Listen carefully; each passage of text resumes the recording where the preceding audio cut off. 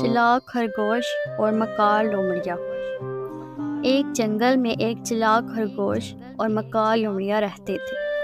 لومڑی ہمیشہ خرگوش کو پکڑنے کے منصوبے بناتی رہتی تھی، لیکن خرگوش ہمیشہ اپنی عقل سے بچ جاتا تھا۔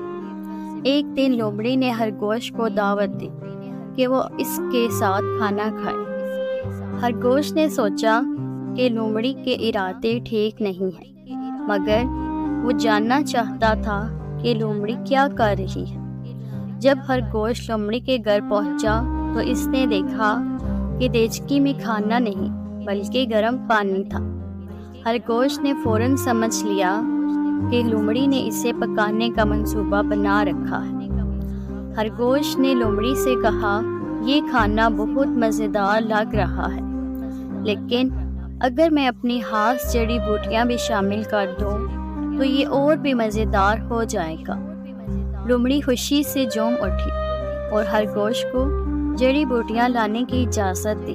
خرگوش نے باہر جا کر اپنے دوستوں کو جمع کیا اور ایک جال بنایا۔